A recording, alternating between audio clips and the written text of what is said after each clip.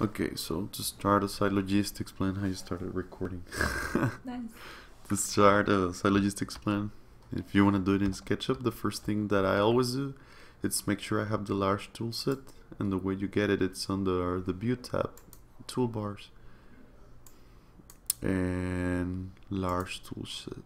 So I always select this one, and just this one. Just by default, you're gonna have this one here. Okay. These buttons here. We're gonna use this button here in a second. And the name of this button is Add Location.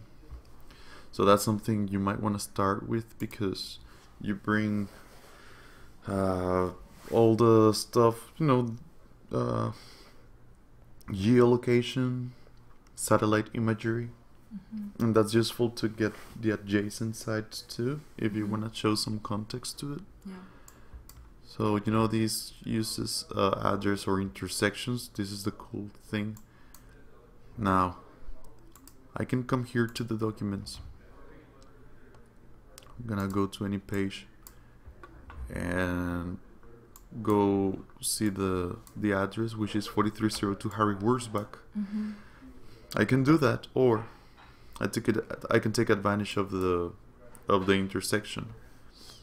Remember the closest intersection that was there, which was 410 and Harry Wurzbach? We can literally type that there. That's a good thing about it. So Harry Wurzbach and 410. It takes you there. That's a cool thing. So from there, you just zoom out and just drag around until you find it. There it is. Or 4302 Harry Wurzbach. This is more precise, of course. So I'm gonna make this window big, and I'm gonna go a little bit closer. I guess this works. This is good enough. Let's see one more. Not too much. I think this is perfect. So from there, I click on select region. I never modify these, and the reason why, really quickly, is because when you modify something that I noted, not something that I know, I just paid attention that happened, that every time that I modified the size of these, when I bring more than one imagery, satellite imagery, to the model, they overlap and they look ugly. Okay. So I stopped doing that. So we can import like two satellite images. Yes. In there. Remember the name? When I hover over the button, it said Add Location. Okay. So we click here, grab. It's gonna take that into the model. And now next time when I hover over this button, it's not gonna say Add Location anymore. It's gonna say Add More Imagery. Okay. So it knows that you already used that.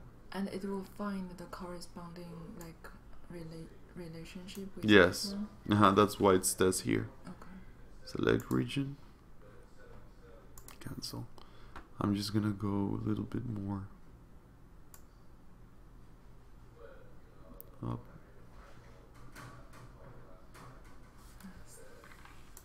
And I try to be to make my movements vertical or horizontal, so it can keep the edges. You'll see.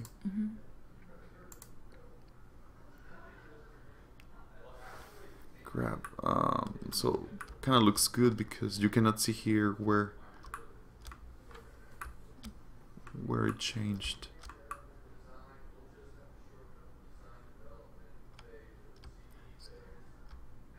Oh, here it is. This is what I was meaning.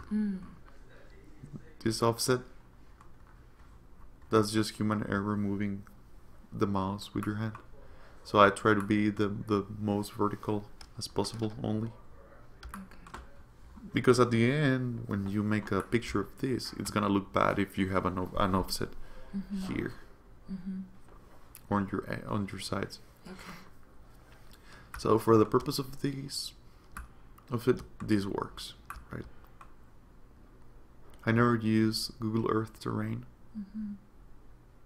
so we can delete these, delete contents.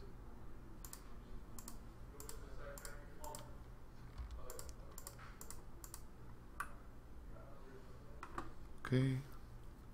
Now the next thing to do is, at this point you can start working immediately. What I always do is use the roads here. So you can create a layer and call it roads, streets, ground. It's whichever you want. Okay. I use roads. I like roads. And then always click here on roads, because I mean you created it, but that doesn't mean that you're gonna start working on it immediately. You need to come and click on roads here, and then from here on, you see what I'm saying with the mouse? You cannot see me. Just make the. Gonna start using this.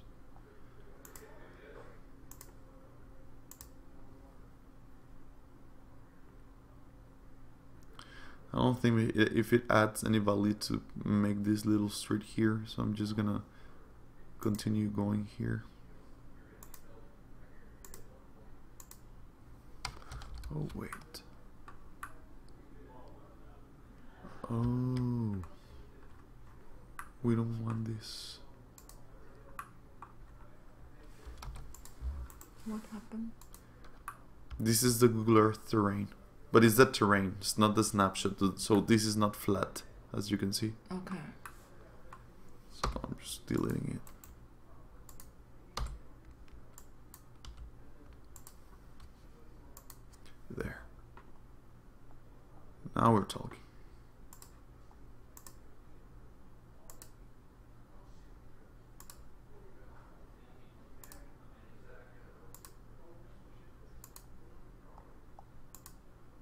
So if I don't have this, I need to use my mouse to move. Yes, press the scrolling wheel for the zoom and shift. That's for panning. Okay.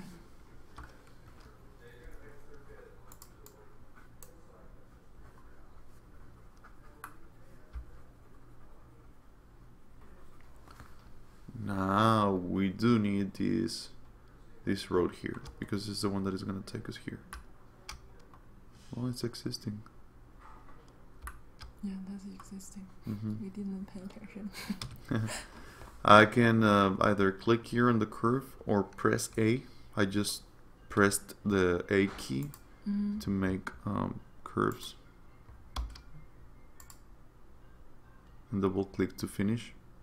Okay. And then to continue again.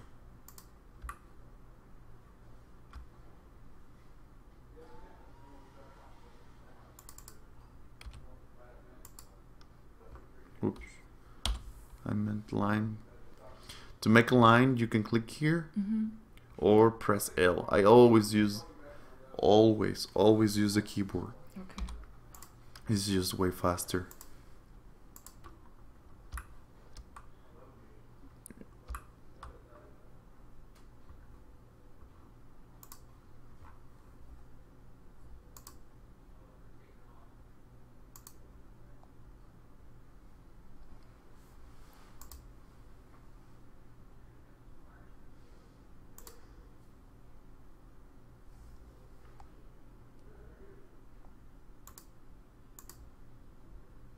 How much is this mouse? About $100, 130. This because it's a wireless. There's a wired version.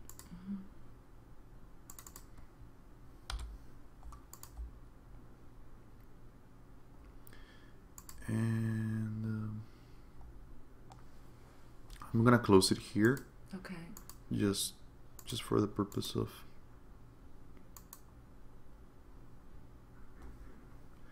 I'm going to delete this line. So it's letter E for erase, or you can come here and press erase.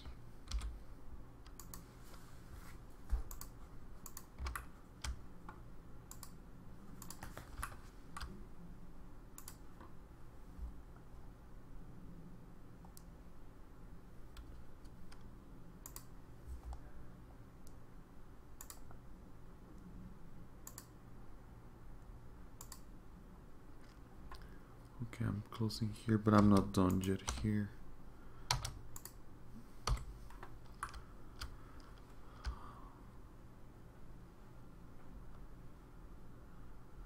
What did you just do?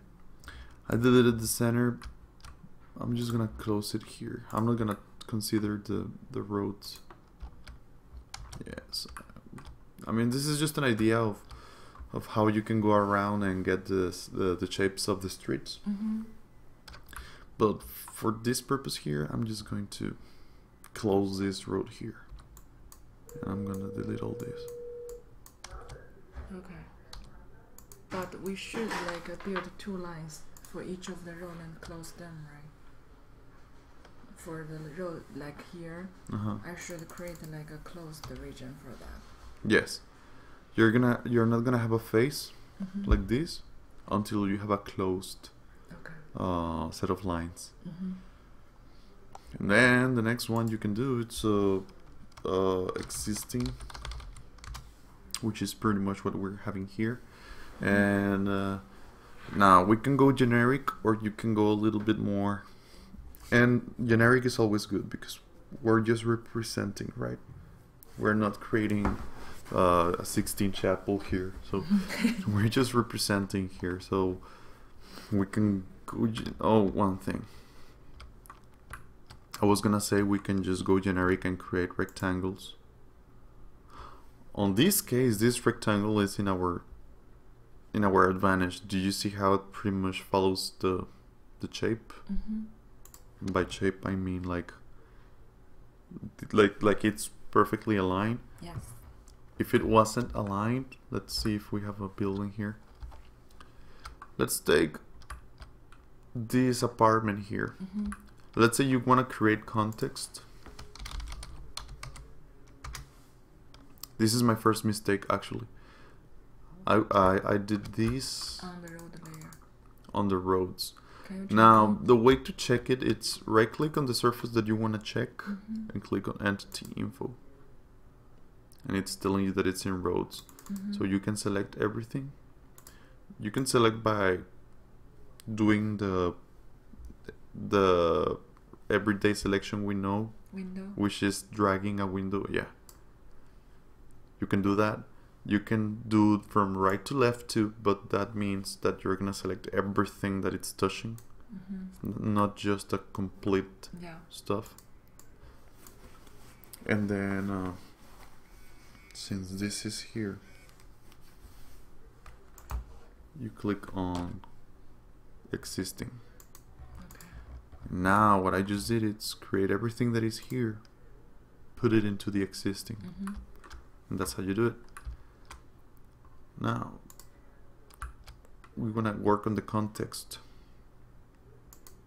You click context, and do you see that this rectangle is not aligned as this rectangle? Yeah. So we're gonna have some trouble creating all these, at least with the rectangle tool. You see? Now what we can do is create use the line tool and just try to follow the edges. And it's fast, and for the purpose of it, it's just more than enough, maybe. But however, if the real stuff that you're gonna work with, it's not perfectly aligned to this axis, to the red, green, and blue. Well, forget about the blue. The main ones are the green and red. Yes. If they're not aligned like these buildings here, It's just as simple as creating another set of axes for these. Okay. With this tool here. However, since we don't want to lose the originals, this is what I'm gonna do. I'm gonna create a rectangle here. That reminds me where the original set of axes were. Okay. So now you can either come here to this button here for the axis, or you can go to tools and click on axis. Okay.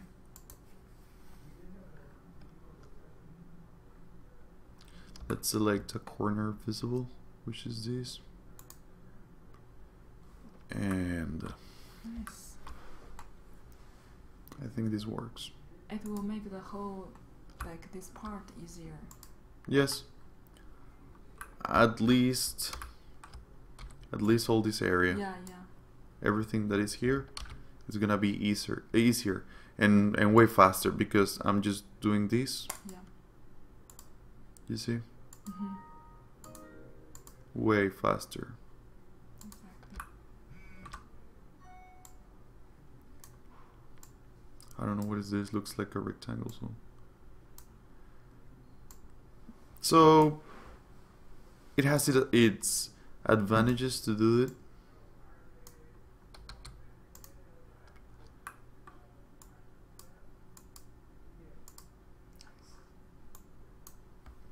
And then with the push-pull tool or letter P, I always use letter P, the key. I always use the keyboard, always. You just need to press P. You don't need to press your mouse with it. No, just the key P. And so I'm here with the regular cursor. And I just press P, and then there it is. Now, just for the sake of putting something there, it's some apartments. Let's think about they are 2 floors, right? Okay. So let's do this about 20 or 25 feet. So I just press 2, 5, then apostrophe for the feet sign. Enter. Where is 25? It didn't show us. Huh? When you Oh, okay. typing it didn't show us. As I'm moving here, here in the bottom it says distance. That's where it shows you what's the distance. So right now we are at 18 feet, 4 feet and 15 sixteenths. Okay. So I can keep doing the same, 25 feet, enter. Okay. Or just way faster. You select. There are 2 types of selects for the push-pull. You can click and hold. I'm holding. So as soon as I release the mouse, that's what it's gonna stay. It stays there. Yeah. Or the other one is just make a real fast click. And now it's gonna follow you. Okay. And my second click now, it's going to be where I want it. And that's where I was going with. So it's waiting for me to make a second click to resolve the height. Yes. And I'm just gonna hover over this surface. And now I just made these. Let's tape measure tool. I just made these 25 feet as well. Yeah, I like it. So I can come fix these too.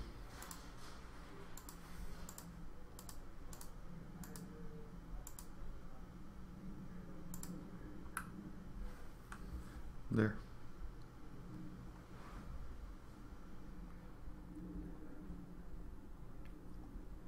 And I don't know if these buildings are using that. No. I need to do another axis for these.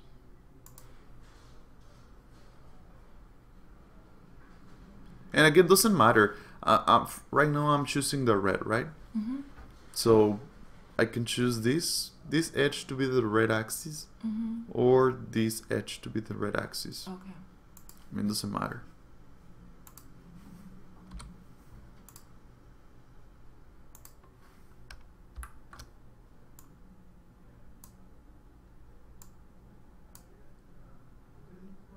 I mean, this is just to do something fast. I'm gonna use 20 feet again. Again, this might be 3 floors now, since this... Let's say that you want to get really meticulous on the heights, right? To make it look as accurate as possible. That's where this comes into play. The Bing, for example. Oh, Bing Maps.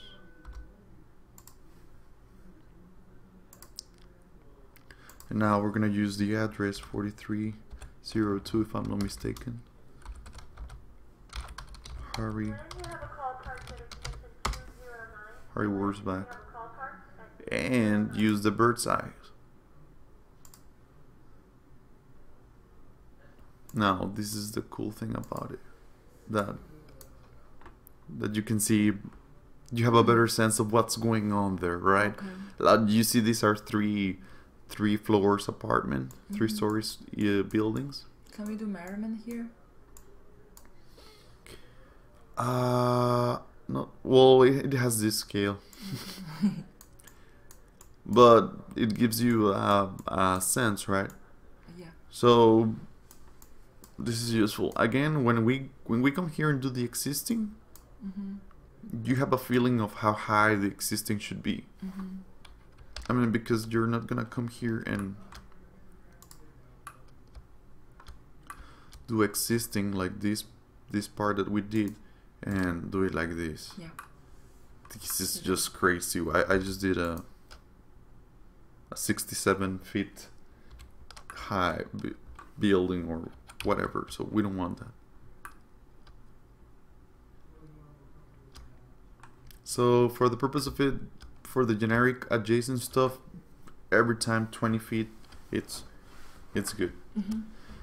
So I'm gonna come back here and redo my axis as I had them before.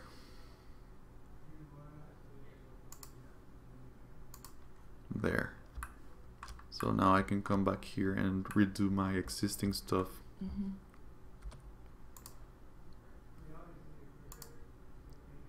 And I can just... Well, for the existing, you might want to get a little bit more meticulous. Because...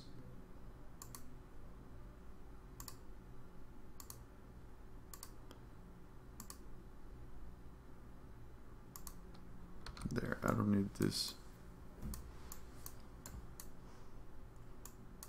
We just need masses. So I really don't need... Are we recording the screen? Yes. And let's say 18 feet. Maybe 18 feet it's too much. Again, you can come back here and see... Where are we?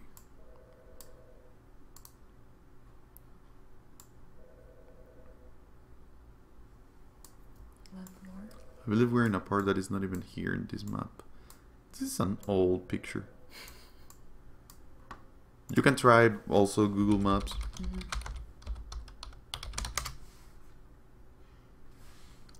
4302. Hurry. Where's back? I'm gonna come here to Earth view.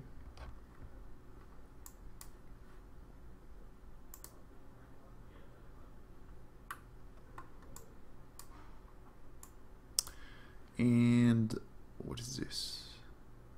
Tilt the view. Nice. Okay, here you can have a feeling too of what's going on.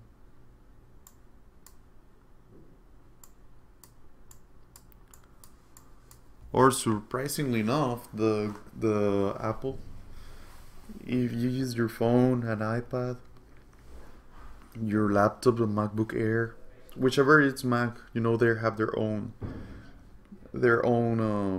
image or maps. They are really accurate, like us on the 3D surfacing that they did like this. It's a really good one, the one from Apple. Okay. So we see here that this is just 1-story building, right? Yeah. So just try to have a sense. I mean, here you have the space of it's all relative. Here you see this is about 18 feet. The 9 feet. This you can have a feeling of this height too, or a person walking there. So you say this might be 15 feet max, so I'm just gonna, this was 18, I'm just gonna bring it down 3 feet more. And we can do it like that. And just come here and redo all this.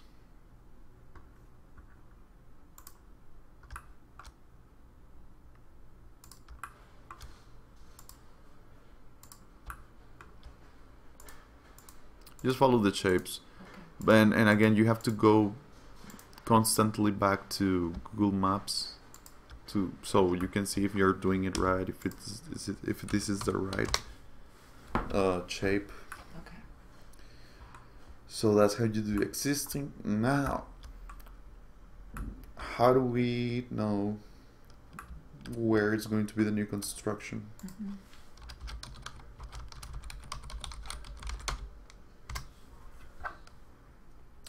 That's how we bring into the game the plan view. So here I'm looking in the drawings of a good plan view, and you want a plan view that has part of the existing stuff too. And do you remember which one we liked? No, I think it's before this. Yeah, somewhere here. This one. This one is perfect. This one is good.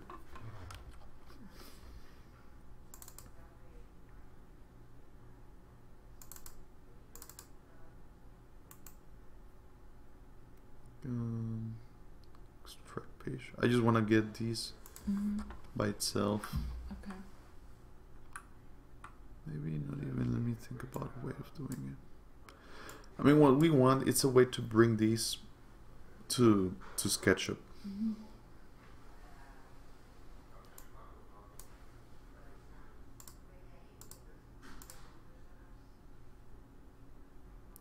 Which page is this? 12.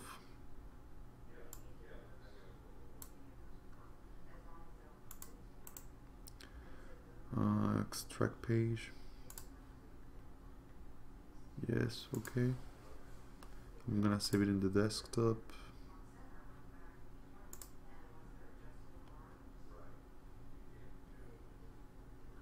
Did it work?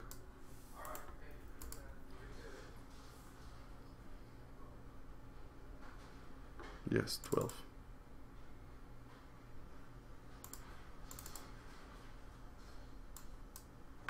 Here it is. I'm gonna convert this into a TIFF, a format that SketchUp reads. Yeah. Right, this is good. So now we come back to SketchUp, and we're going to bring import from my desktop at all supported image 12. Here it is.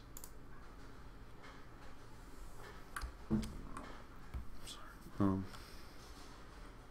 Just put it here, and well, we can resize always. Okay.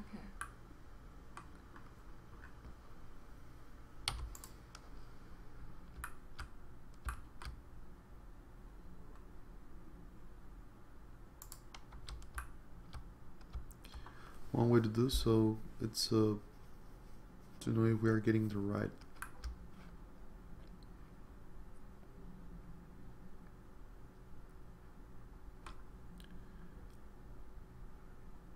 We could measure this, for example. In reality, from this part to this other edge,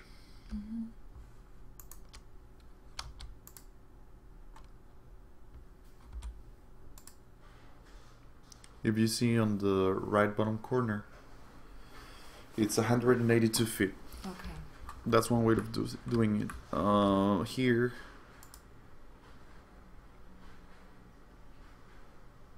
it's about 268. Okay. So this one is bigger, right? The image that I imported is bigger. How did you measure it? How to change it? So the other one was 182. Yeah. 82 feet, and this is 268. You use the calculator. No, I mean, how did you measure them but not draw the line? Like you click on measurement? What is the measure function? How do you measure? Uh-huh. I just use the line, this line here, okay. and every time you want to do a line on the here on the bottom right, it tells you the distance. Okay.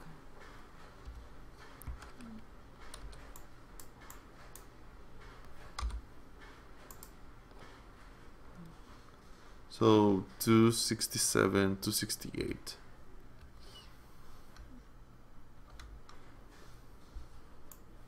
We're gonna divide the biggest one by the smallest one. So 268 divided by 182 feet. So this picture here is bigger than reality by 1.48 factor, 1.47 kind of. So we need to bring this down.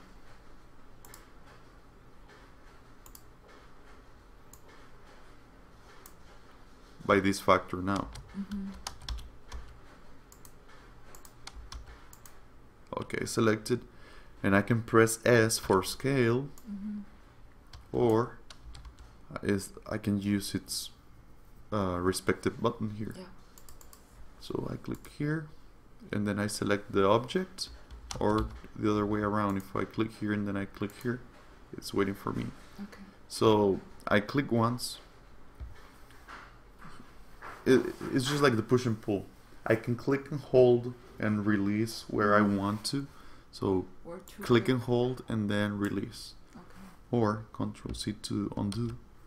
Or click once and release it when I want. Okay. But what I'm gonna do is just leave it here towards its center, and then type the 1.47 make to it bigger, I think. Nope. It's not that much that changed, but let's. It is make it bigger.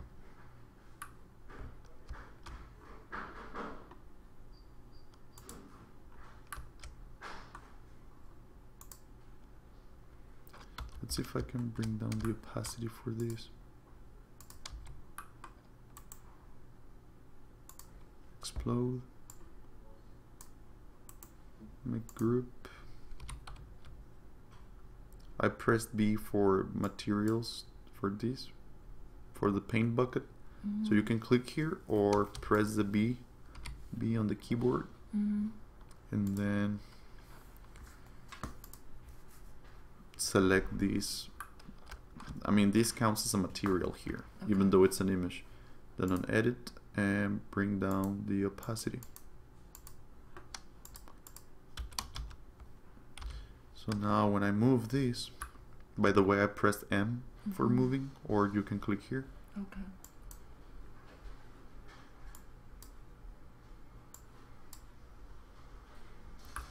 I'm gonna use one point that I know on both. So this corner. Yeah, I made it bigger. How was it? Oh, what an idiot.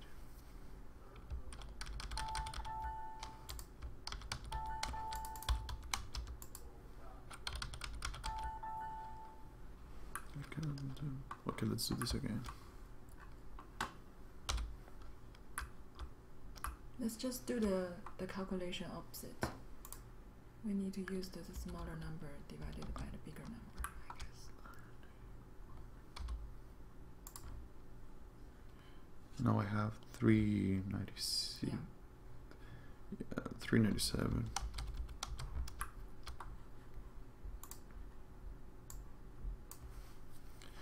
So It should be the smaller number divided by the bigger number. 182. What did we have now? This one didn't change. 182.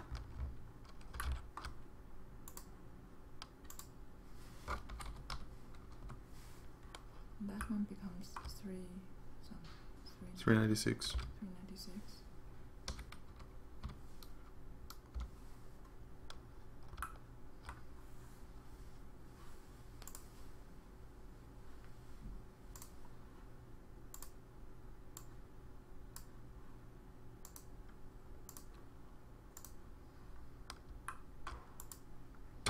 Yes.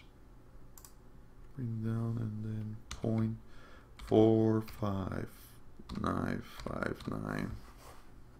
Enter there.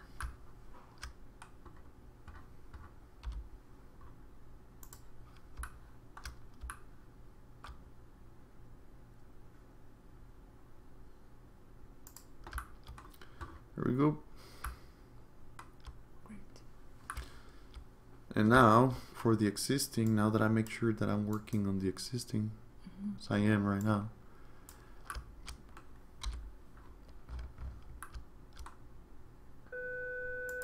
I just keep following this.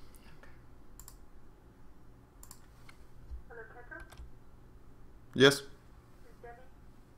How you? 1 second. Hold on.